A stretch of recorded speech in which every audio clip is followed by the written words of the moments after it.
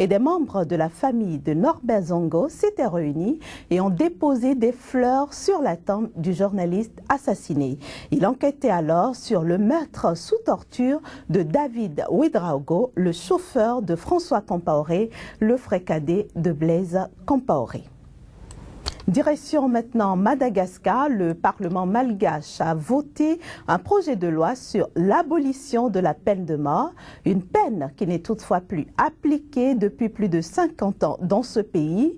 La loi sur l'abolition de la peine de mort a été adoptée à l'unanimité par les 82 députés présents lors du vote.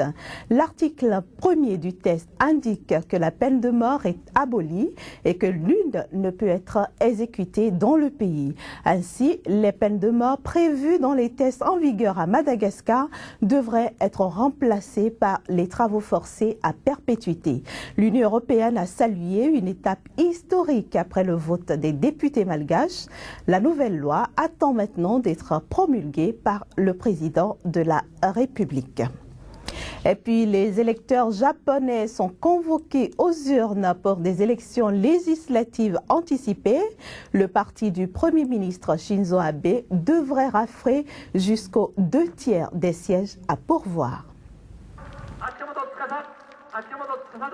C'est la seule voix qui vaille. Voilà le slogan que martèle le Premier ministre japonais Shinzo Abe en campagne pour des législatives anticipées. À la surprise générale, il a dissous l'Assemblée des députés pour appeler les Japonais aux urnes avec 2 ans d'avance. Un scrutin qu'il présente comme un référendum sur sa politique économique, surnommé Abenomics.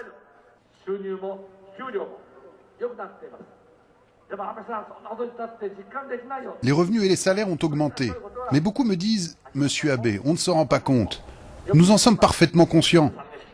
Pour que vous puissiez en tirer des bénéfices, vous et tous ceux qui travaillent à la sueur de leur front, nous devons poursuivre notre politique économique.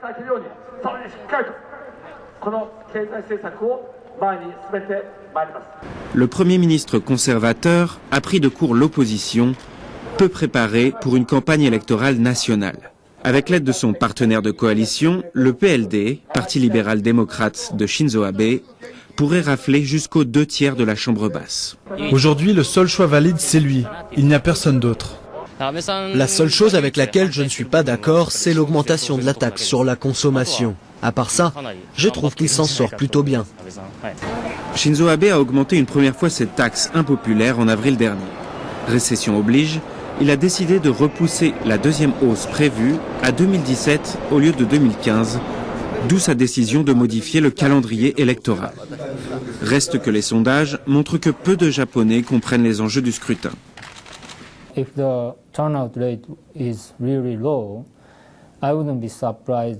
le taux de participation était très faible, je ne serais pas surpris que les journaux disent que même si le PLD a obtenu la majorité, ce mandat n'est pas légitime.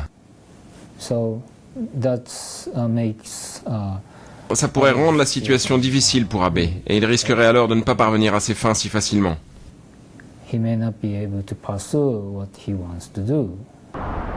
Lors des élections de 2012, le taux de participation a été de moins de 59,5%, le plus bas jamais enregistré. Un record de faiblesse qui pourrait être pulvérisé avec ce scrutin. Vladimir Poutine en tête d'un classement établi par l'AFP, l'agence France-Presse, des personnalités les plus marquantes ou les plus influentes de l'année 2014.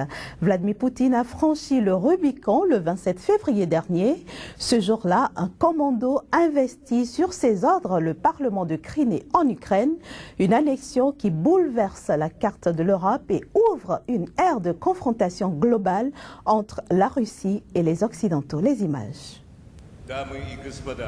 Guerre froide. Ce terme que l'on croyait disparu depuis 1991 a refait surface en 2014, remis au goût du jour par un homme, Vladimir Poutine. Le président russe s'est lancé cette année dans un bras de fer avec l'Occident, annexion en mars de la Crimée, puis soutien militaire aux séparatistes pro-russes dans l'est de l'Ukraine depuis, soufflant sur les braises d'un conflit qui a déjà fait plus de 4300 morts dans les deux camps. Sur le plan diplomatique, la communication tourne au dialogue de sourds, l'Occident et la Russie s'accusant mutuellement d'impérialisme. Si cela n'était pas arrivé, l'Occident aurait trouvé une autre excuse pour empêcher le développement de la Russie, pour consolider leur influence et utiliser la situation pour servir leurs propres intérêts. Vladimir Poutine a plusieurs fois critiqué les pays membres du G20 pour avoir imposé des sanctions économiques, imposant lui-même en représailles des restrictions sur les importations. Il s'en prend également à l'OTAN, voyant d'un mauvais œil l'élargissement de l'alliance jusqu'aux portes de la Russie via une possible adhésion de l'Ukraine. Mais lors du sommet du G20 en Australie, c'est au tour du président russe d'être sous le feu des critiques. Il quitte la rencontre avant même la fin, prétextant une fatigue imposée par le vol retour. Dans son propre pays, l'homme fort du Kremlin bénéficie d'une hausse de popularité, liée en grande partie à un regain patriotique. Conséquence du retour de la Crimée, territoire sacré aux yeux des Russes, dans le giron de Moscou. De son côté, l'OTAN multiplie les exercices militaires et les démonstrations de force, en interceptant notamment des avions militaires russes au-dessus de la mer Baltique. Pas de quoi infléchir la volonté de Vladimir Poutine. La raison est simple, le président russe considère qu'il est dans son droit. C'est simple, nous sommes plus forts. Plus fort que qui? Que tous les autres. Parce que nous avons raison. La force réside dans la vérité. Quand la Russie est dans son droit, elle est invincible. Les sanctions occidentales et la chute du prix du pétrole ont fait plonger le rouble à des niveaux jamais vus. La monnaie russe a perdu 40% de sa valeur face au dollar et la Banque mondiale prédit une entrée en récession du pays l'année prochaine. Mais après 15 années au pouvoir, Vladimir Poutine apparaît plus déterminé que jamais, au nom de la grandeur russe et pour une place de choix dans les livres d'histoire. Direction l'Inde à la découverte de l'inventeur d'une machine permettant de fabriquer des serviettes hygiéniques bon marché, une invention qui pourrait aider les Indiennes à s'émanciper. Dans une zone rurale du sud de l'Inde, des employés fabriquent un produit qui pourrait révolutionner la vie de milliers de femmes, des serviettes hygiéniques bon marché. Les règles sont un sujet tabou ici. Et seulement 12% des Indiennes utilisent ce genre de protection, trop coûteuse et peu répandue. Beaucoup d'entre elles ont recours à des bouts de tissu ou à d'autres techniques peu hygiéniques. Des pratiques qui pourraient finir par disparaître avec la création de ces serviettes abordables. On se sent beaucoup plus libre en utilisant des serviettes à la place de tissu. C'est une bonne chose parce qu'on peut sortir normalement et aller travailler. Quand on utilise des bouts de tissu, on a toujours peur qu'il y ait des fuites. Derrière ce produit libérateur pour les femmes se cache un homme. Cet ancien soudeur a élaboré une machine pouvant fabriquer jusqu'à 40 serviettes pour moins d'$1. À moins de donner du pouvoir aux femmes, il est impossible pour un pays de se développer. Par où ce développement commence-t-il? Par l'hygiène menstruelle. Convaincue, cette Indienne a rejoint l'aventure. Grâce à sa nouvelle machine, elle produit désormais sa propre marque de serviettes hygiéniques. Une dizaine d'autres femmes travaillent avec elle dans son usine. Nous parlons aux femmes et nous essayons de les convaincre. Nous parlons de la facilité d'utilisation des serviettes et de leurs bienfaits sur la santé. Parce qu'elles sont en coton pur et ne contiennent pas de produits chimiques. De retour à l'atelier, une autre cliente potentielle s'intéresse à ce système. Selon son inventeur, un seul engin peut répondre aux besoins en serviettes hygiéniques de 3000 femmes. Une petite machine met un grand pas en avant pour l'émancipation des Indiennes. En République démocratique du Congo, des artistes, peintres, dessinateurs, photographes, sculpteurs venus de divers horizons participent à la première édition de la Biennale d'art contemporain de Kinshasa. Cette biennale est dénommée Nyango, qui veut dire c'est ça en lingala. Elle a commencé le 21 novembre dernier et devrait se terminer le 19 décembre. Qu'est-ce que cette biennale apporte de nouveau? Élément de réponse dans ce reportage. Au niveau de l'Afrique, par rapport au talent, par rapport à la qualité du travail artistique, au niveau de la musique, notre musique fait danser le monde, au niveau de l'art plastique, on arrive à bouger le monde. Il était temps que cette ville ait un événement de renom et de qualité ici sur place pour pouvoir dire voilà ce que nous sommes, voilà ce que nous faisons, voilà qui nous sommes, donc Nyango qui veut dire c'est ça. Ça permet à beaucoup de gens de connaître nos œuvres, nos créations, et en plus ça ouvre aussi les yeux à la population, parce que quand on parle artiste, on parle plus de musiciens, Koffi Olomide, Werason, Youssou N'Dour, voilà. Mais au moins ici, on parlera des plasticiens. Ça représente l'aspect social, politique de la Congo. Effectivement, c'est différent que l'art chinois.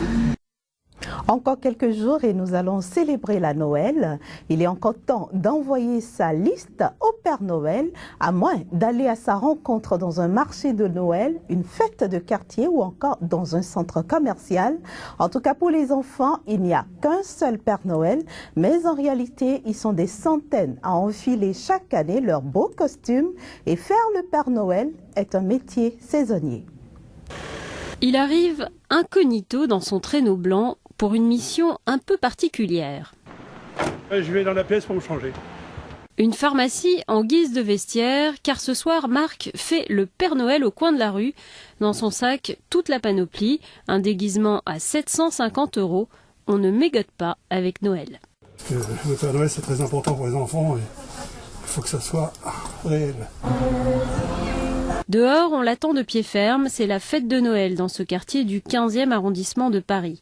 Marc est forain de métier, 7 ans qu'il fait le Père Noël. Ce soir, il facture sa prestation 200 €, mais ce n'est pas ce qui le motive.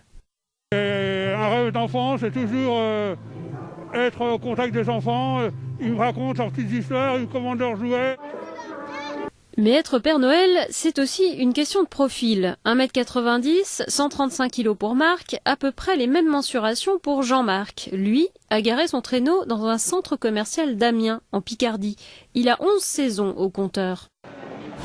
La première fois que je l'ai fait, il y a une dizaine d'années, c'était moi le premier émerveillé au bout d'un mois. Maintenant, c'est un petit peu rentré dans la routine, faut le dire. Par contre, je me suis amélioré. Dans ma façon de parler, dans ma façon de m'habiller. Jean-Marc a commencé à se déguiser quand il a pris sa retraite. Il était sapeur-pompier. D'ailleurs, les connaisseurs le devinent à ses bottes. Chaque année, il fait équipe pendant un mois au SMIC avec ce photographe. Le bien nommé Jean-Noël emploie 6 Pères Noël dans plusieurs centres commerciaux.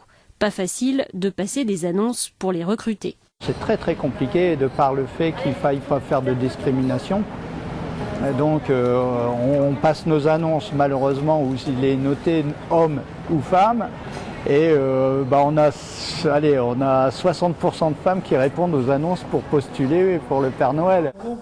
Jean-Marc, Marc et les autres, difficile d'évaluer combien ils sont chaque année à se cacher derrière leur barbe blanche. Les enfants ne se posent même pas la question. Pour eux, c'est évident, il n'y en a qu'un. Madame, Monsieur, c'est sur ces belles images que nous mettons un terme à cette édition que je vous